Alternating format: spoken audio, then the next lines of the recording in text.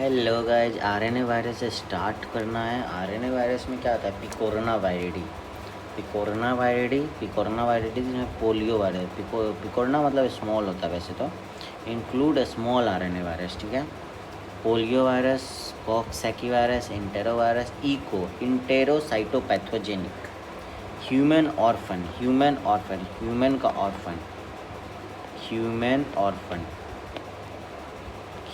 का ऑर्फन तो HO हो गया। ई से हो गया इंटेरोसाइटोपैथोजेनिक ह्यूमन ऑर्फन वायरस। फिर एसेप्टिक मेनिंजाइटिस हो गया इससे, इको से। राइनो वायरस, कॉमन कोल्ड, ये सब आरएनए वायरस हैं। Polio virus, coxsackie virus, entero virus, echo, rhino virus. Polio virus जो होता है most common wild type, type 1 है, पहला ही वाइल्ड है। Type 2 most antigenic. टाइप 3 में होता है वैक्सीन एसोसिएटेड पैरालिसिस। अब स्विच ओवर क्या होता है ना कि न्यू वैक्सीन जो बाईवैलेंट है वो ट्राईवैलेंट से हुआ था, ओल्ड वैक्सीन से। New vaccine are bivalent from old vaccine, जिसको स्विच ओवर बोलते हैं। मतलब ओल्ड वैक्सीन था ट्राईवैलेंट, ये बाईवैलेंट हो गया। No type 2 strain by elimination, so switch over. Type 2 strain नहीं होता है इसमें। उसके बाद है पोलियो का रूट हो गया फीको ओरल कंटामिनेशन। 95% से ज़्यादा इनएपरेंट इन्फेक्शन होता है और 1% से कम में पैरालिसिस होता है। Anterior horn cell are damage. तो क्या याद करना है आपको? पोलियो मारेगा गोली से आगे का horn cell damage. Anterior horn cells are damage in this 1%, मतलब 1% में damage, paralysis. Anterior horn cell are damage. ये सब क्या है? पिकोरोना वायरिडी है। Polio picornaviridae, coxsackie picornaviridae, entero virus picornaviridae, rhino virus भी, ठीक है। तो टाइप 1 हो गया most common wild type, most antigenic हो गया। VAP हो गया वैक्सीन एसोसिएटेड पैरालिसिस के केस में टाइप 3 आता है। मतलब वैक्सीन लिए पैरालिसिस हुआ तो पोलियो मारेगा गोलियो तो एंटीरियर हॉर्न सेल डैमेज, जिसके कारण गोली मारेगा तो पैरालिसिस हो गया। पैरालिसिस। और न्यू वैक्सीन सर्वाइवेलेंट from old vaccine. No type 2 strain. Polio virus हो गया। Tonsillectomy should be avoided during a polio epidemic. Tonsillectomy should be avoided during a polio epidemic. Tonsillectomy जब पोलियो एपिडेमिक चल रहा हो तब उसको नहीं करना चाहिए, क्योंकि from here virus can have direct route. आगे का हॉर्न सेल डैमेज तो हो गया। More physical activity should be avoided during polio epidemic. Physical activity भी नहीं कराना चाहिए। कल्चर करते हैं मंकी किडनी सेल लाइन पे, और ISA-PCR तो करना ही है। तो इसको ऐसे याद करना है, पोलियो होता बच्चों में और बच्चे होते हैं बंदर, इसलिए बंदर की किडनी, तो monkey kidney cell lines culture करेंगे उस पर। और पोलियो में बच्चों से ज़्यादा काम नहीं, मतलब जब पोलियो होगा तो बच्चों से ज़्यादा काम नहीं कराएंगे, तो मंकी किडनी सेल लाइन हो गया। एंटीजन CD कोरलेस डेंस, बच्चे खोखले। और कोई बच्चों के दो टाइप,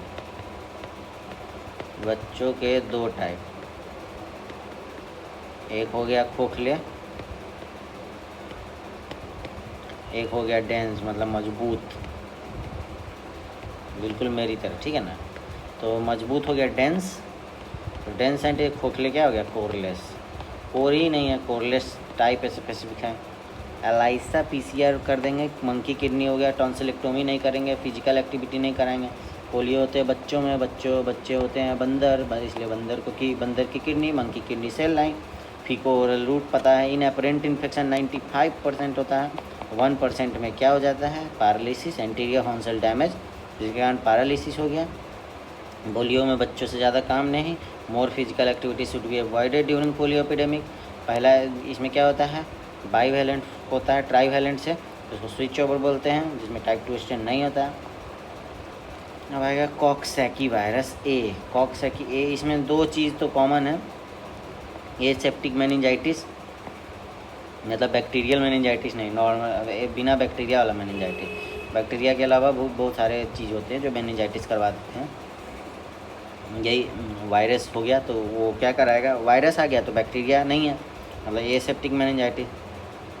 अब सैसी कोकसैकी को मैंने सैसी बोला, मेरे 3 जगह घुसा, दिमाग में मेनिंजाइटिस कर दिया, यही एसेप्टिक मेनिंजाइटिस, आँखों में कंजक्टिवाइटिस, फेरिंग्स में फेरिंजाइटिस, तो एक्यूट हिमोरेजिक कंजक्टिवाइटिस करता है। कॉक्स A24 इंटेरोवायरस 70 के साथ मिलके, आगे पढ़ना है, कॉम्बिनेशन में आता है, कॉम्बिनेशन में। तो हाइपरपेंजाइनिया एक्यूट वेसिकुलर फेरिंजाइटिस, एंजाइना है, हाइपरपेंजाइना एंजाइना है, मतलब कि ऐसा नहीं है कि वो हार्ट रिलेटेड है, ये क्या है, herpangina acute vesicular pharyngitis. Flaccid paralysis in mice, flaccid paralysis in mice, आप 3-4 बार यही वीडियो देखोगे तो पहला आपको याद हो जाएगा, फ्लैसिड पैरालिसिस इन माइस। फिर acute haemorrhagic conjunctivitis, hand foot mouth disease होता है कॉक्स A16 से, hand foot mouth disease. Coxsackie virus B cause क्या करता है, Bornholm disease, acute pleurodynia और डेविल्स ग्रिप, एक्यूट प्लूरोडोनिया और devil's grip. Diabetes mellitus HFMD इसमें भी हो गया, बॉर्न हॉर्म डिजीज हो गया। यहाँ पे एक चीज़, एसेप्टिक मेनिंजाइटिस तो याद ही है, HFMD याद ही है, तो डायबिटीज़ मेलाइटस कर देना है। Inoculation into mouse cause spastic paralysis, mice को स्पास्टिक पैरालिसिस, ओके। और उसके बाद है culture on new born suckling mice, arbo virus also culture new born suckling पे, जिसे सैसी को चूहे के बच्चे प्यारे हैं, ठीक है, चूहे के बच्चे प्यारे हैं। New born suckling mice 48 hour से कम में, आर्बो वायरस ऑल्सो कल्चर।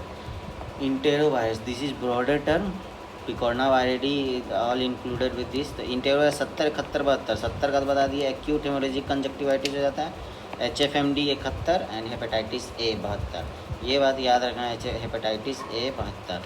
71 का हो गया HFMD 71, 70 हो गया क्या, acute haemorrhagic conjunctivitis.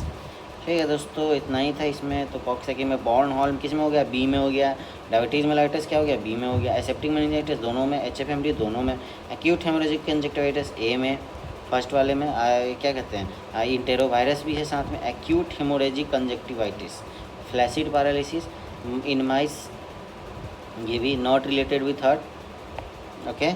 Acute vesicular pharyngitis होता है वो जनरली, ऐसी 3 जगह घुसा, दिमाग में घुसा मेनिंजाइटिस, आँख में घुसा कंजक्टिवाइटिस, उसका फेरिंग्स। आँख पे पहले दिमाग से आँख पे आना है, आँख से कहाँ जाना है, फेरिंग्स पे जाना।